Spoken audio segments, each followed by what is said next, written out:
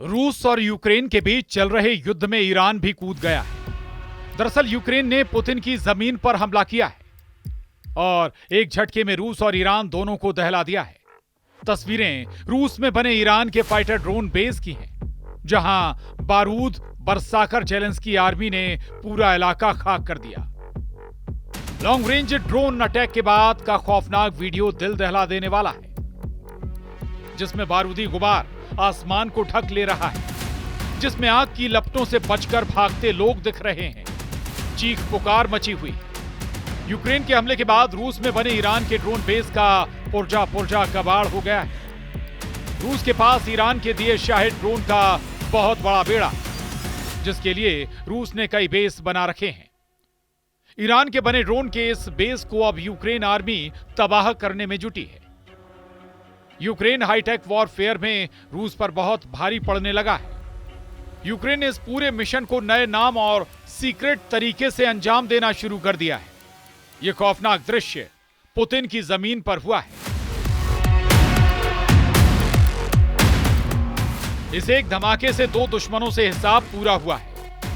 तस्वीरों में देखा जा सकता है कि कैसे रात के वक्त जंगल के इलाके और घुप अंधेरे में बरसाती बर्फ और बर्फीले रनवे पर ड्रोन दौड़ रहा है, जो कुछ मिनट के बाद धमाका करता है। उस धमाके से आसमान तक बारूद के गुबार की लपटें उठती हैं, जो धरती तक को फाड़ देता है। बता दें कि जेलेंस्की आर्मी ने रूस के खिलाफ ड्रोन ऑपरेशन की कमांड कॉल साइन कैस्पर को दी है, जिनका जिम्मा रूस के बड़े सैन्य औद्योगिक बेस को बर्बाद करने का है। ऑपरेशन में यूक्रेन की 14वीं अनमैन्ड एरियल सिस्टम रेजिमेंट 100 से ज्यादा कमांडर लगाए गए हैं।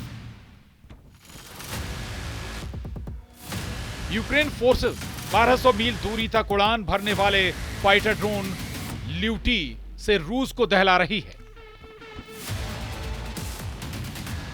यूक्रेन ने रूस के ड्रोन बेस और सैन्य अड्डे की बर्बादी की पूरी फिल्म रिलीज कर पुतिन को चैलेंज दिया है।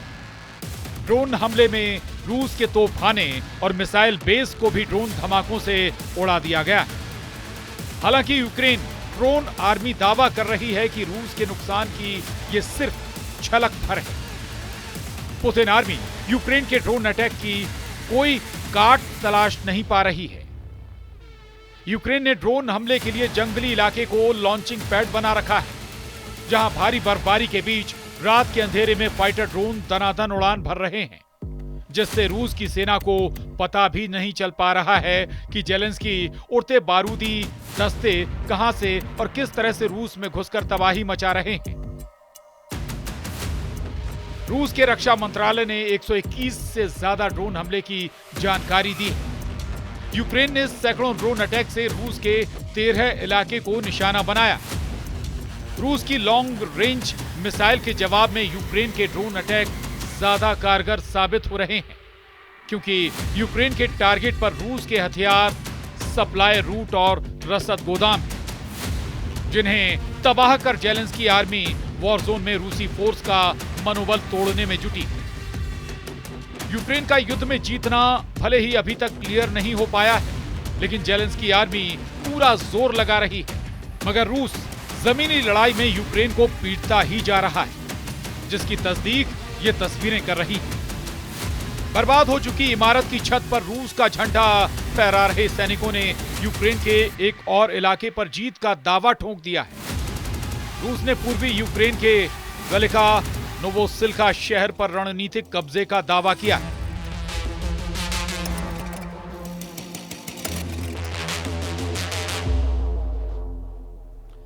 रूस के रक्षा मंत्रालय के मुताबिक 5000 आबादी वाले इलाके पर पूरा कंट्रोल कर लिया गया है, जबकि यूक्रेन का कहना है कि केवल कुछ ही इलाके से उसके सैनिक पीछे हटे हैं। मीडिया रिपोर्ट के मुताबिक पूर्वी यूक्रेन में घेरेबंदी से बचने के लिए यूक्रेनी सेना को वेलिका नोवोसिल्का के कुछ हिस्सों से पीछे हटना पड़ा।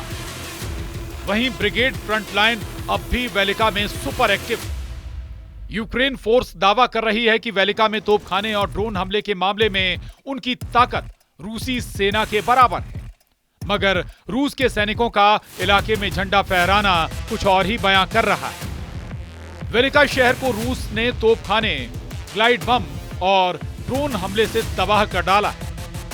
ज्यादातर इमारतें खंडहर बन चुकी हैं, जहां रूस के सैनिकों ने मोर्चा संभाल रखा है। जेलेंस्की को जोर का झटका देने वाला अपडेट बेलारूस से भी मिला है, जहां लुकाशेंको एक बार फिर से बम्पर वोट से चुनाव जीत गए हैं। पुतिन के सबसे बड़े मददगार कहे जाने वाले लुकाशेंको जेलेंस्की को जानी दुश्मन मानते हैं। यूक्रेन को फिलहाल हर मोर्चे पर सेटबैक मिलने शुरू हो चुके हैं। दुश्मनों की बढ़ती गिनती के साथ जेलेंस्की के दोस्तों के भी हाथ झटकने के आसार बढ़ते जा रहे हैं।